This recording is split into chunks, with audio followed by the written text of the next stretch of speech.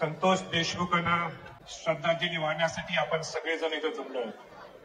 आता लोकशाही निर्माण झालेली आहे आणि लोकशाही निर्माण झाली असल्यामुळे मी मनोज जरांगे पाटलांना सांगितलं की तुम्ही शेवटी बोला, मी अगोदर बोलतो. त्यांनीही त्यांचा मोठेपणा दाखवला की संभाजीराजे असतील मोठे, पण त्याच्यापेक्षा मोठं ते घराणं आहे आणि म्हणून त्या घराण्याच्या वतीने सुद्धा मी त्यांचं मनापासून आभार व्यक्त करतो. संतोष देशमुखांची हत्या झाली, मी महाराष्ट्रात नव्हतो आणि मला असं वाटलं की आपण तिथं का नाही, महाराष्ट्रात लगेच पोहोचणं गरजेचं आहे.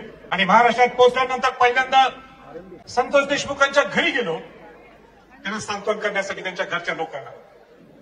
मला 2 मिनिटं विराज पाहिजे, 2 मिनिटं विराजला घेतो. हा विराज संतोष भाऊंचा मुलगा. या विराजकडे तिथं मी बघितलं आणि मला त्यांच्या घरच्या मंडळीने, त्यांच्या भौतिक भावांनी मला फोटो दाखवला. त्या पद्धतीने, ज्या क्रूर पद्धतीने त्यांना मारलं गेलं, हत्या केली. त्या शिवाजी महाराजांच्या घरात सुद्धा माझा जन्म होऊन सुद्धा मला ते बघवलं नाही, मला पाहवलं नाही. ते मी घाबरून गेलो. हे महाराष्ट्र आहे? हे शिवाजी महाराजांचं, शाहू फुले आंबेडकरांचं हे महाराष्ट्र आहे का? काय आपला अधिकार होतो? हे संस्कार शिवाजी महाराजांनी आपल्याला कर दिलेत का? ही दहशत, म्हणजे ज्या पद्धतीने, ज्या क्रूर पद्धतीने मारलं गेलं आणि त्याच्यावर आजही निर्णय होत नाही, हे दुर्दैव आहे, हे दुर्दैव आहे. मी जास्त काय बोलणार नाही, आज मी मुद्देशीर बोलणार आहे. आणि ज्यावेळी मी त्या घरच्या मंडळीला भेटलो, बोललो, त्याची चर्चा केली, अनेक लोकांनी आपले मतं व्यक्त केले तिथं. आणि ते एकच निर्णय मी घेतला,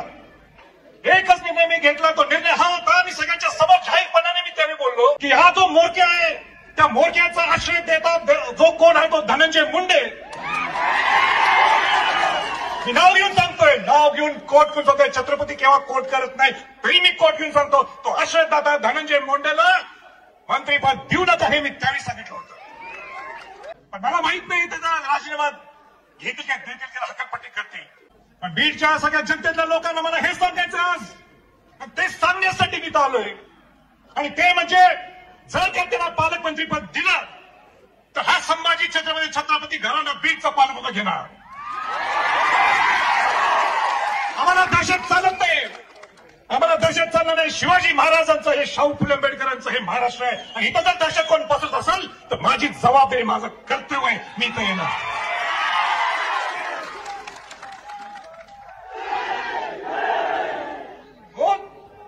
काय चाललंय? आपल्याला बीड बिहार करायचंय का? बीड बिहार करायचंय? मग आपल्याला इथं सगळ्यांनी रस्त्यावर उतरल्याशिवाय दुसरा पर्याय नाही. हे महाराष्ट्र आहे आपलं, बीड आपल्याला हे बिहार नाही. आपलं हे महाराष्ट्र, बीडवर आमचं प्रेम आहे.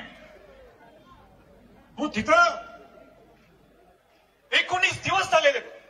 किती दिवस झालेत? 19 दिवस झालेत. आरोपी सापडत नाहीत. ते 3 आरोपी सापडत नाहीत अजून. आणि त्याचा मोरक्या, मला शब्द हा मी धरून घेतो, हा मोरक्या त्यांचा आहे. कसा मोरका आहे तो सगळ्यांनी इथं वक्त्यांनी सांगितलं. तो मोरक्या बिंदासपणाने इंस्टाग्रामवर त्याची पोस्ट होतो, मी दर्शनाला गेलोय. हे कसं चालते हो? मला मुख्यमंत्र्यांना विचारायचंय, सरकारला विचारायचंय, हे कसं तुम्ही चालवून घेता? तुम्ही स्वतः विधानसभेच्या पटलावर मुख्यमंत्री काय बोलतात?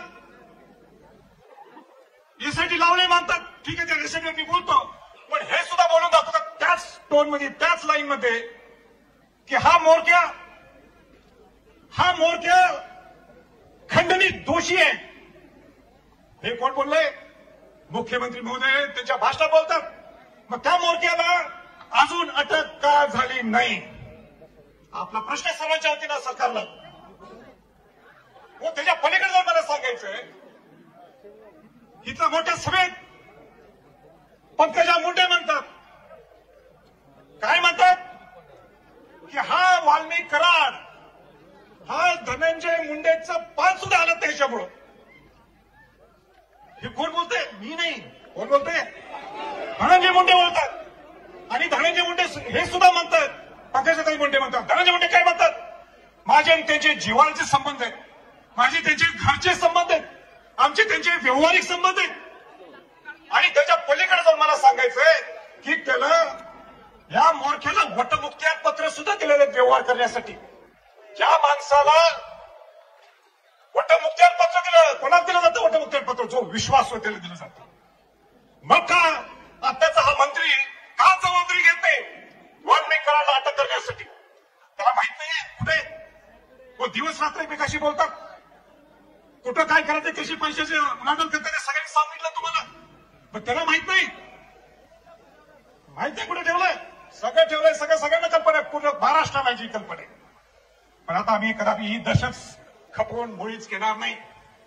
मुख्यमंत्री महोदय आणि प्रामुख्याने अजितदादांना सुद्धा सांगायचं, तुमच्या पक्षाचे प्रमुख जे तुम्ही आलाय, तुमचं मोठेपण आहे तर तुम्ही आला, पण अजितदादांना सुद्धा सांगायचं, तुम्ही आयुष्यभर परखडपणाने बोलू नका. मी माझी काम करण्याची पद्धत ही आहे, पण काम करण्याची पद्धत तुमची तशी असेल परखडपणाने.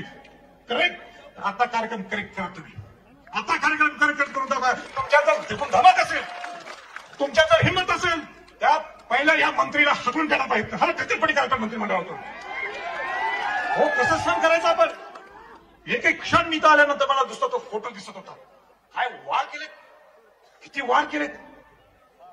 हे महाराष्ट्र आहे काय. आमचा अधिकारी शिवाजी महाराजांचं नाव घ्यायचं, काय अधिकारी आम्ही पुरोगामी शाहू फुले आंबेडकर समाजाचे. सगळ्या समाजातले लोक इथं आलेले, सगळ्या पक्षातले लोक इथं आलेले. हो तो बिचारा संतोष देशमुख हा मराठा आहे म्हणून वाचवायला गेलं नाही. तो काय म्हटलं, मी सरपंच आहे, मी 15 वर्ष 3 टर्म मी सरपंच आहे.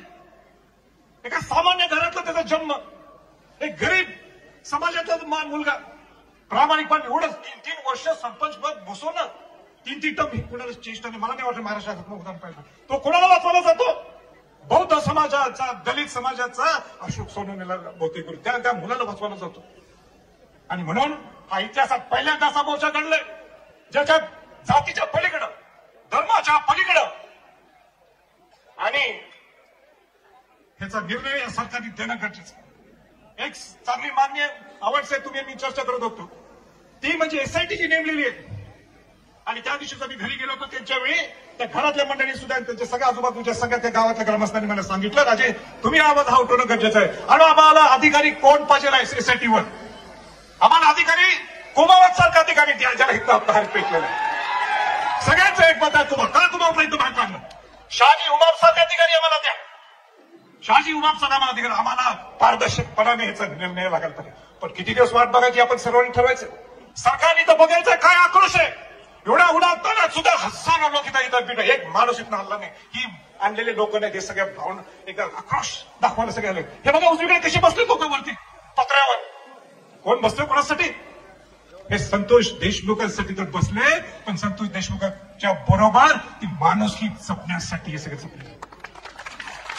क्रूरपणा हा संपवण्यासाठी इथं बसले.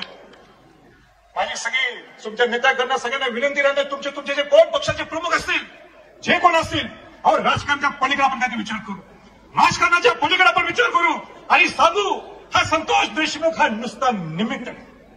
संतोष देशमुख हा निमित्त, पण ही दहशत प्रामुख्याने बीडमध्ये या 20-25 वर्ष चालू. मला ज्यावेळी सगळ्या सांगितलं रील्स दाखवले मला, मी घाबरून गेलो तुमचे रील्स बघून. 1200 की 1300 तुमचे गन नसेल, स्वतः मंत्री महोदय स्वतः बंदूक घेऊन. बंदुकांचा अधिकार आमचा आहे, आम्ही बंदूक आमच्या माप आहेत बंदूक, पण आम्ही हातात धरली की बंदूक अशी धरली का. आणि आज नाही 350 वर्षापासून आम्हाला ती सवय ते रक्तात आहे आमच्या. म्हणजे रक्तात असून सुद्धा ही भाषा नाही की किंवा कोणा तलवार दाखवणं किंवा बंदूक दाखवणं आम्ही आयुष्यात करू शकत नाही. ती सुद्धा लोकशाही देण्यास मंत्री पद देते तुम्ही. ह्या रील्स बस शेवटचं हे सगळ्यांनी ठरवलंय, याच्यात मार्ग निघाला नाही.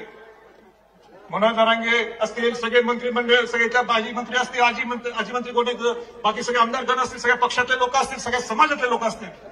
आपल्याला ह्याच्यातनं जर नाही न्याय मिळाला तर शिवाजी महाराजांचा, शाहू फुले आंबेडकरचा विचार आपण बुडीत घालणार.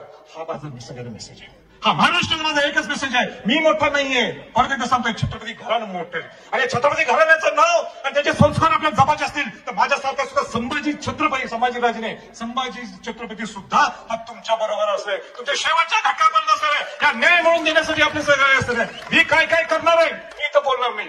त्या विराजला माहित आहे, त्यांच्या भगिनींना माहित आहे, त्यांच्या भावांना सुद्धा माहिती. मी त्या दिवशीच बोलून आलेलो त्याला. मी तर मी ते बोलून मी छोटपणा करणार. मी जबाबदारी काय घेतली मी त्यांनाच सांगितले, बाकी कुठल्या नेत्याकडे सांगितलं, पेपरला सुद्धा सांगितलं, बोलून दाखवलं नाही किंवा प्रेस मीडियाला सुद्धा मी सांगितलं नाही. आणि तो जो दिलेला शब्द माझा ताई आणि विराज हा माझा शब्द आहे. आणि परत एकदा आपल्याला सगळ्यांना श्रद्धांजली व्हायची म्हणून कुणी इथनं हलू नका. बाकी सगळे संयोजक सांगतील एवढं बोलतो आपण. जय हिंद, जय महाराष्ट्र. धन्यवाद राजे. यानंतर सर्वजण जागीच उभा राहून संतोष अण्णा